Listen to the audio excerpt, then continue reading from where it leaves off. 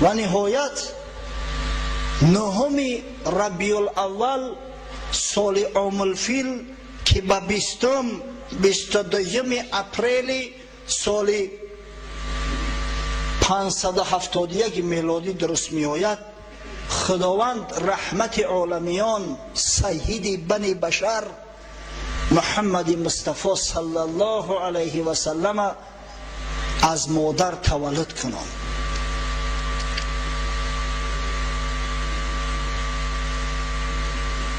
در بعضی تاریخ ها 12 هم آمده است، اما شیخ صفی الرحمن مبارک فوری در کتاب الرحیق المختوم که این کتاب جایزه اول گرفت در میان کتاب های سیره، نهم ربیع الاول ترجیح داده است. ما هم قول نهم ربیع الاول گرفتیم. در همین تاریخ پیغمبری بزرگوار ما حضرت رسول الله صلی الله علیه و سلم پا به عرصه هستی گذاشت، از مادر تولد شد. مادرش روایت میکند که وقتی فرزند تولد شد گمان کردم از شکمم یک نور برآمد که تمام افق همه را روشن منور کرد. حتی میگه در مکه بودم خیال کردم که قصرهای شام میبینم، تا قصرهای شام همه روشن منور شد. در کتاب‌های تاریخ آمده است، از جمله امام طبری در تاریخ معروف خود، امام بیهقی در کتاب دلایل النبوه و مفسر و معرخ بزرگ ابن کثیر در تاریخ البدایه و النهایه روایت میکنند که وقتی که پیغمبر خدا صلی الله علیه و سلم تولد شد، از ایوان زیبای کسرا 14 کنگره شکست اومد در زمین خورد. آتش آذرگشسپ افتخار زردشتی ها خاموش شد. یک حوض بود با نام حوض ساوه، بحیره ساوه گفته می شود، که در اطرافش کنشت ها و آتشکده های زردشتی ها بود، خانه اشراف ها بود. آبش خشک شد و تمام همون کنش ها آیسته آیسته همه خرابزار شدن، به آدم موندن، دیگه ترک شد در جای عبادت. در حدیث آمده است، امام بیهقی از جریر ابن عبدالله بجلی که خود از قبیله بنی بجیله است و این قبیله بنی بجیله مردم یمن هستند، روایت میکند که لما ولد رسول الله صلی الله علیه و سلم ارتجس ایوان کسرا و سقطت منه 14 شرفه و خمدت نار فارس ولم تخمد قبل ذلك ب1000 عام و غازت بحیرت الصاوه و رأى المؤبذان ابلا صعابا تقود خیلا عرابا قد انقطع الدجله و انتشرت فی بلادها.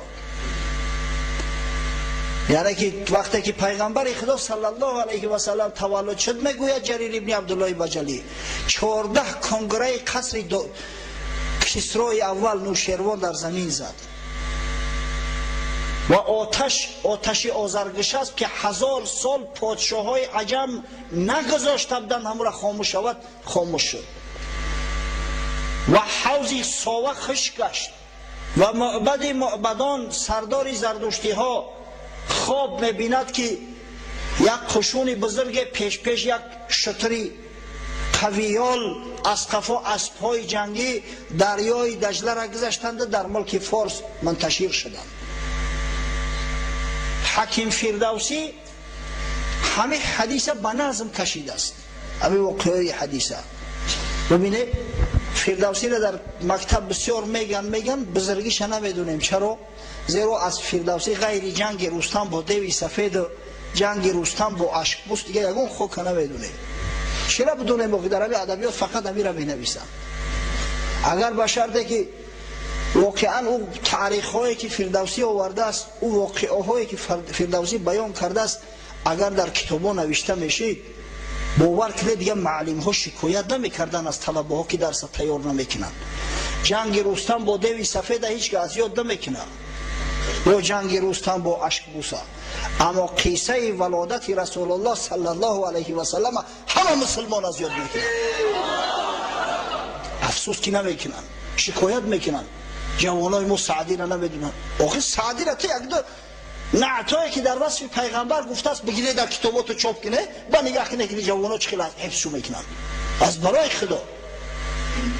انا برای آن که باز یک بار دیگر شما را به فردوسی بزرگ که حکیم فردوسی گفته می شود آشنا کنم. از شاهنامش قصه تولد حضرت رسول الله صلی الله علیه و سلم بیان میکنم. چنان دید کسری شب می بخواب که در شب در آمد یک آفتاب، جهان قاف تا قاف پر از نور کرد، به هر جا که بد ماتم سور کرد. کسری نوشیروان در خواب دید. تاریخ بدونه کسری یک نوشیروان است. پادشاه و شاهنشاه در ایران کسری میگفتند در دولت ساسانیا. برای همین خسروی یکش نوشیروان است، کسری دو یا خسروی دوش پرویز است و امثال همینا. چرا این سخن میگم؟ در یک معرکه یک داملاق و دعوای داملاقی را میکنه، بین کسری و بین نوشیروان فرق نمیمونه. وقتی میگن که همون حدیثی در زمان نوشیروان تولد شدن پیغمبر، حدیث مقصد عادل بدن نوشیروان حدیث موضوع است، میگه پیغمبر در زمان نوشیروان تولد نشده است، در زمان کسری تولد شده است. ای خونت پلی گندم، خدا جان تماس کنه. آخه نمیدونی دم تبگی پیسته بی مغز اگر لب وا کند رسوا شود. آخه همون نوشیروان کسری یک گای ترا چی و در معرکه عالما و دانشمندا زبان کشودن چی؟ یک پند زیمم حضرت زبونیسا میگه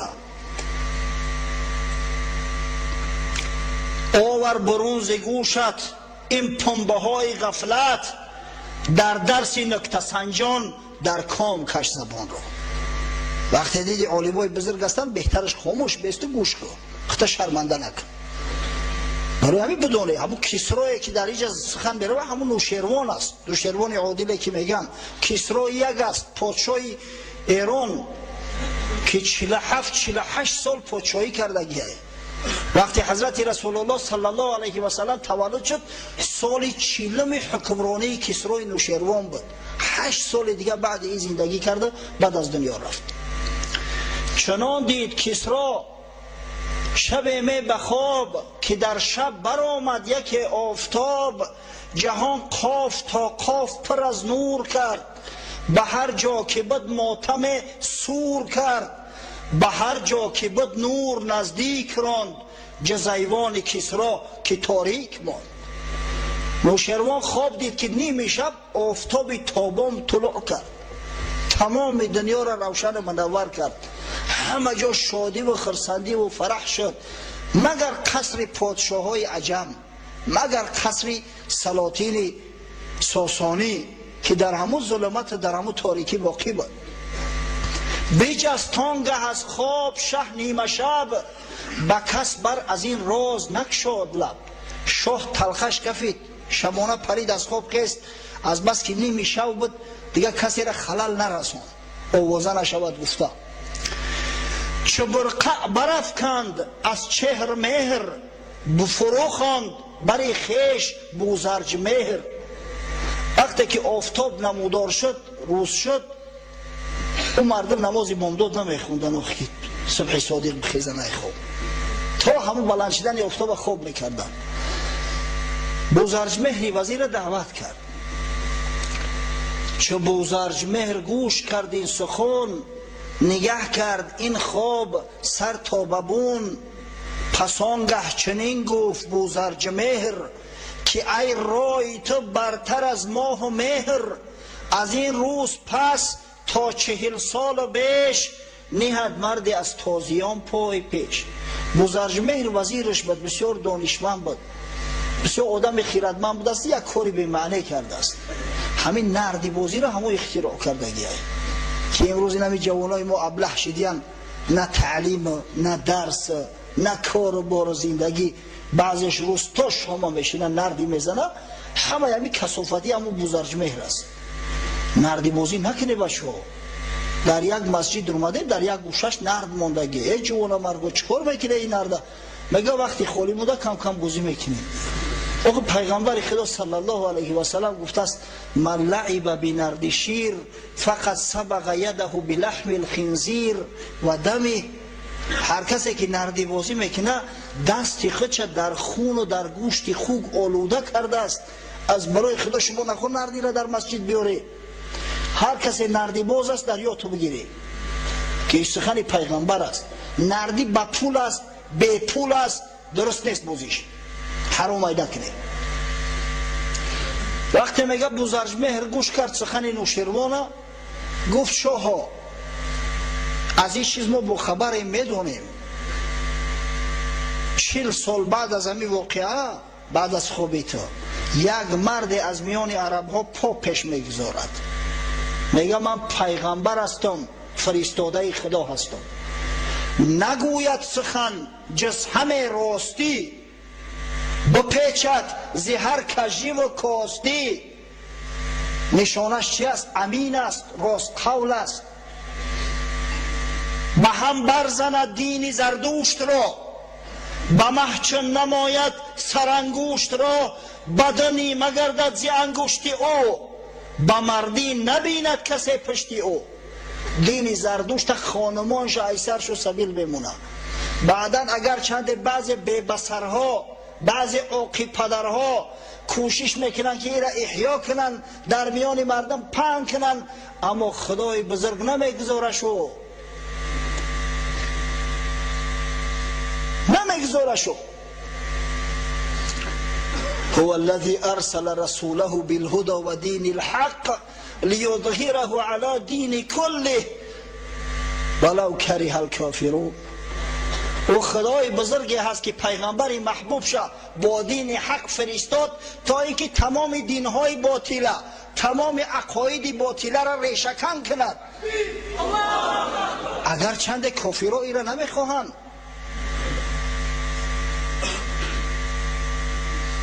یریدون لیطفئوا نور الله بافواههم والله متم نوره ولو کره المشرکون. میخواهند که نوری را که خدای تعالی منور کرده است پوف کنن، خاموش کنن. هرگز نمیتونن، ریش روحای خودشون میسوزه. زیرا خداوند متیم نورش است، محافظت کننده این دین، حافظ این دین، حافظ این پیغمبر خداوند متعال است.